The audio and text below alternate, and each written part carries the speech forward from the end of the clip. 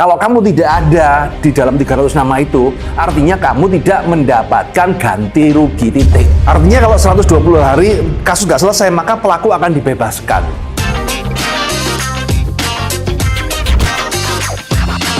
Usaha dengan kartu kredit. Join Credit Card Revolution. Halo Srisma, ketemu bersama saya Roy Sakti. Dan kali ini saya akan memberikan rangkuman update perkembangan kasus-kasus robot trading yang sedang terjadi di bulan Mei tahun 2023 ini.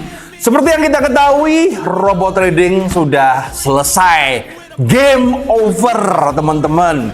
Tapi sekarang mereka pada kasus semuanya, dan ini saya selalu ditanya nih, Pak, si A ini gimana update-nya, ini update-nya gimana, ini update-nya gimana. Waduh, daripada begitu lebih baik saya rangkum menjadi satu video supaya kalau Anda tanya update silakan Anda cek di sini, teman-teman. Dan mungkin nanti setiap bulan saya akan memberikan update ya. Jadi nggak terlalu banyak materi robot trading di sosmed saya, baik di Instagram ataupun di YouTube apa segala. Bosen bos, nggak selesai-selesai ya.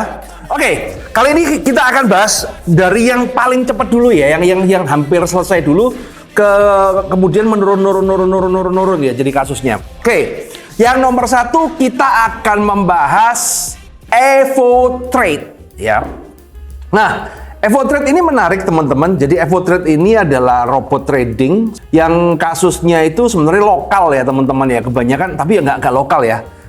Tapi ini kecil ya, ini robot trading kecil yang kasus di mana ini hasilnya udah inkrah ya. Yang menarik dari Evo Trade ini adalah awalnya kasus Evo Trade ini adalah uang sitaan dikembalikan ke pelaku ya. Tapi ketika pengajuan banding aturannya berubah ya kan, kemudian uang sitaan dikembalikan ke korban. Nah, problemnya adalah di Evo Trade ini member korban yang terdaftar itu cuma 300 orang. Ya, padahal ini ada ribuan ya, ada korban ada ribuan.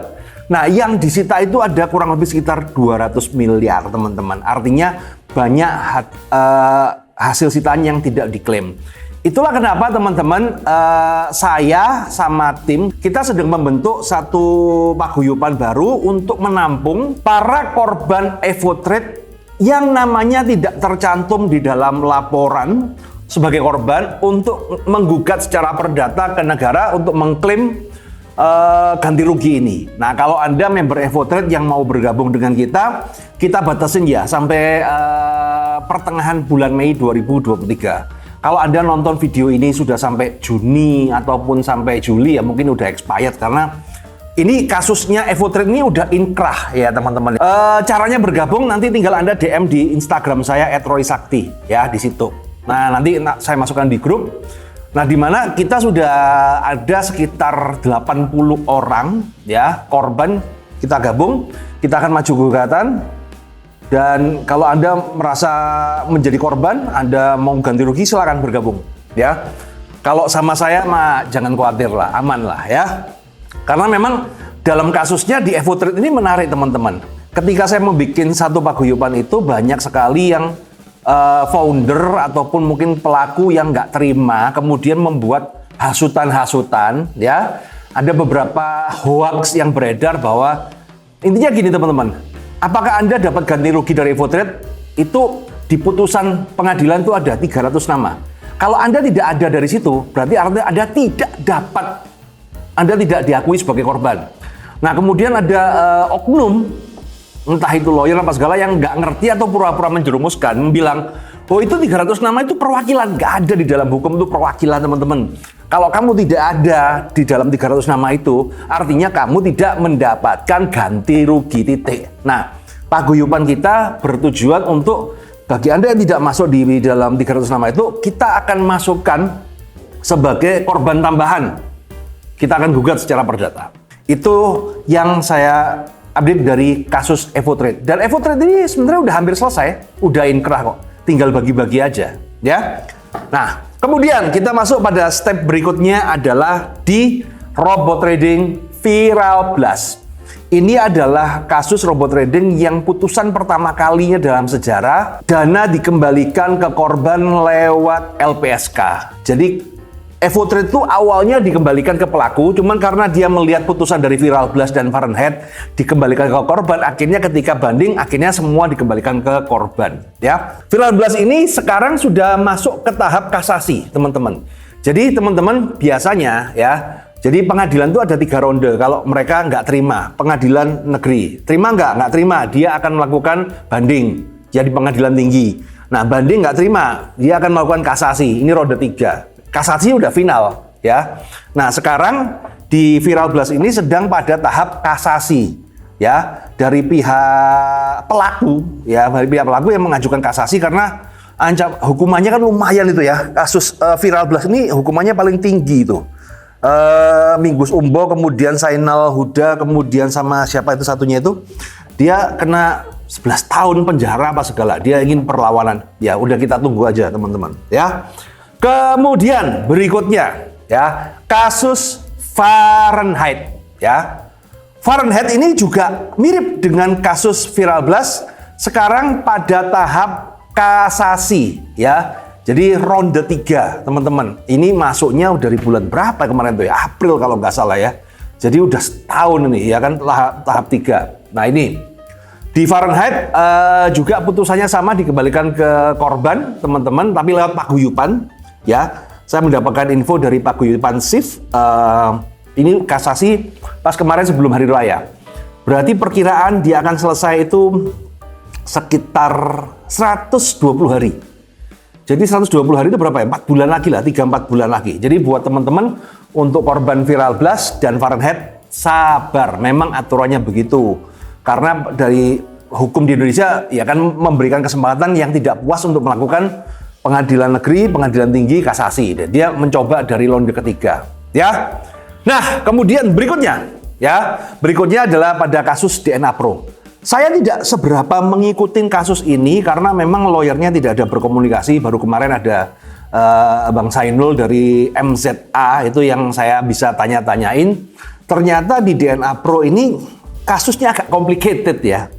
Jadi putusan di DNA Pro ini putusan yang menurut saya pribadi teman-teman ya agak ngambang. Akhirnya dana-dana ini dikembalikan ke korban, tapi prosedurnya bagaimana, siapa yang mengembalikan ini ada ngambang. Ini dari pihak MZA sudah bersurat ke Kejagung tapi belum ada jawaban.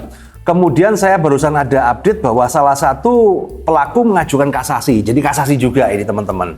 Cuman perkiraan saya kasus DNA Pro ini yang nanti akan panjang teman-teman ya. Karena harta gono gininya ini yang ribet ya. Ini adalah kasus-kasus robot trading yang sudah tahap akhir persidangan.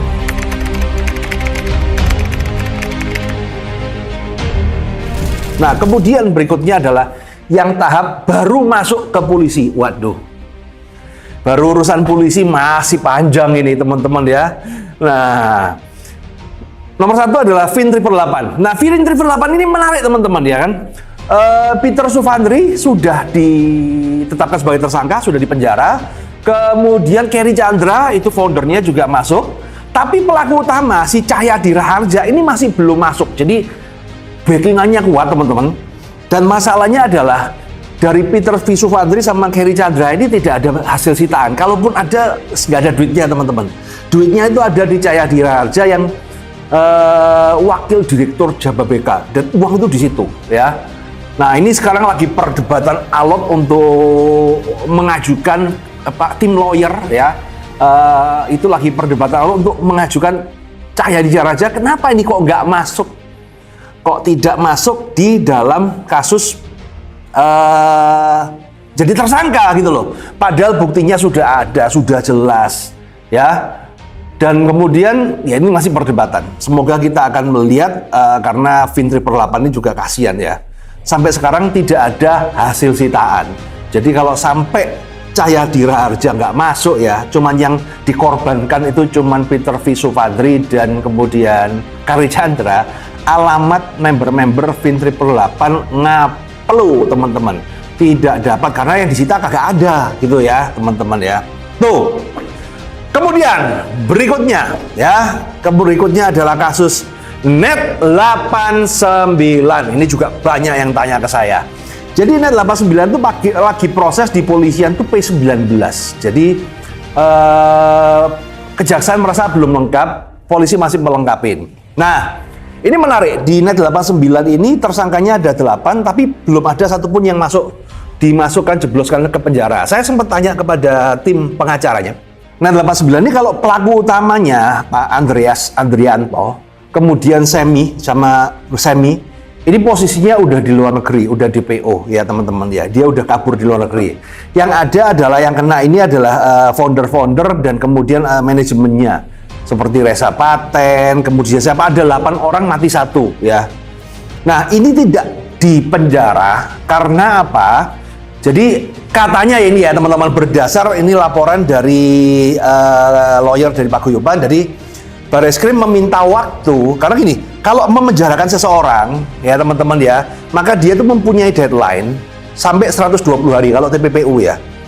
Artinya kalau 120 hari kasus nggak selesai, maka pelaku akan dibebaskan.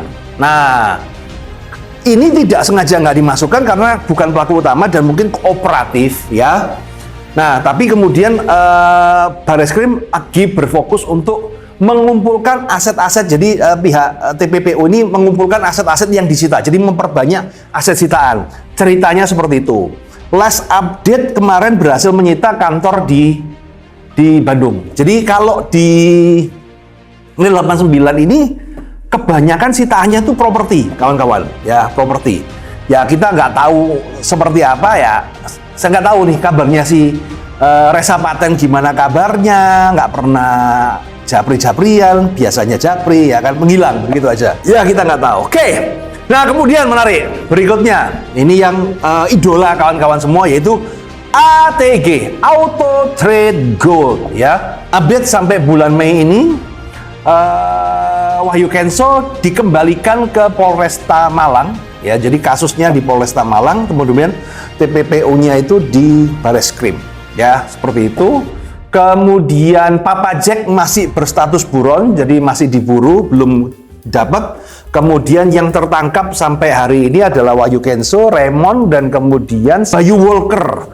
Nah, tapi kemarin ada beberapa isu, saya nggak tahu ya ini benar atau salah. Ada yang isu seperti pas hari raya kemarin Bayu Walker kelihatan liburan di Bali. Ini kan agak aneh, tapi saya tidak bisa memvalidasi ini benar atau salah teman-teman ya.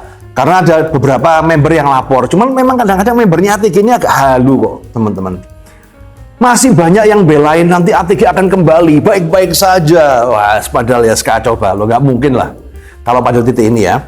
Itu. Kemudian berikutnya tadi ada 2 hari ini ada berita selentingan bahwa Wahyu Kenso itu bawa handphone di lapas ya. Di lapas, di tahanan lah teman-teman ya.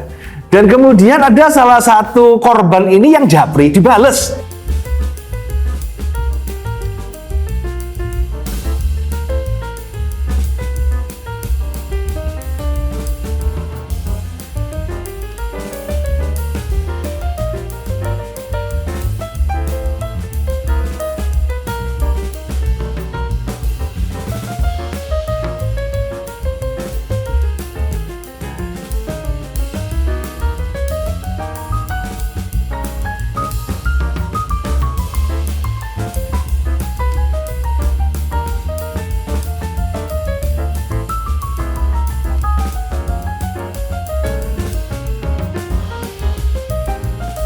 Itu ada di timeline Instagram saya itu ya. Tapi nggak tahu itu bener Wahyu Kenso beneran ataupun dipegang saudaranya ataupun siapa, I don't know ya teman-teman ya. Ya ini just untuk mengupdate aja sementara sampai di situ. Dan kemudian aset-aset yang banyak itu justru harusnya dari founder. Karena kalau dari Wahyu Kenso sampai sekarang nih aset cuman berupa nggak banyak sih ya. Nggak tahu sudah diselipin kemana, mungkin di Dubai ya. Udah diselipin di Dubai atau di mana, I don't know. Itu update tentang ATG yang berkasus di polisi. Nah kemudian masih ada juga beberapa robot trading yang lainnya yang kasusnya nggak jelas. Nggak jelas ini karena tidak ada korban yang speak up. Contoh CT4F ya, CT4F ini beberapa kali saya senggol, tapi korbannya masih percaya bahwa ini akan baik-baik aja, padahal udah pasti scam ya. Tapi ya sudahlah, Kemudian milioner prime ini juga pernah dilaporkan sama Alvin Lim, tapi nggak jelas sampai sekarang. Dan korban juga tidak ada yang speak up, teman-teman. Ya. Kemudian ada juga Smartech, ABG apa gitu ya, ABG berapa itu Smartech itu juga mungkin antara korban dan pelaku lagi negosiasi untuk rundingan untuk pencicil apa bagaimana, I don't know. Artinya ini adalah robot-robot trading yang sebenarnya udah scam, tapi korban tidak speak up. Kalau korban nggak speak up ya sudahlah. Berarti kan korban rela untuk mensupport pelakunya untuk tambah kaya, untuk flexing, ya silakan. Nah, kemudian juga ada yang Ponzi, salah satu Ponzi yang sudah bertahan 15 tahun sekarang ini sudah hidup segan mati tak mau, yaitu Triumph FX. Akhirnya ini salah satu Ponzi yang paling lama, teman-teman ya. Sekarang ini Triumph FX ini sebenarnya sudah scam. Cuman para membernya masih halu karena begini, hasilnya sekarang dikonvert ke kripto, nilai kriptonya amburadul, artinya nilai kriptonya apa? Kayak mau bayar WD, dicemplungin kripto, naik dikit, kemudian WD turun lagi. Ini sama kayak Lego Market, teman-teman. Cuman Lego Market itu Wahyu Kenso-nya pelit, tapi kalau di sini Triumph itu dia masih.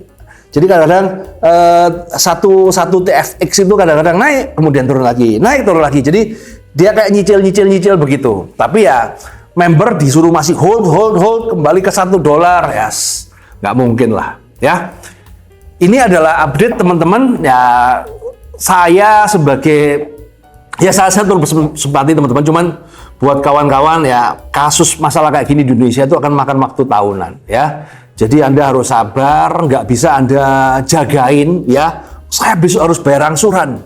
Saya kalau bisa hari ini selesai, nggak kayak begitu ya, teman-teman. Ya semoga aparat dari pihak kejaksaan, polisi, kooperatif dan sadar bahwa ini uang masyarakat ya. Jangan terlalu dikorupsi lah. Dan cepat dikembalikan dananya ke masyarakat. Sekian dari saya, teman-teman. Sampai jumpa update bulan depan. Jadi bulan Juni 2023 saya akan memberikan update lagi seperti apa. See you guys. Ciao.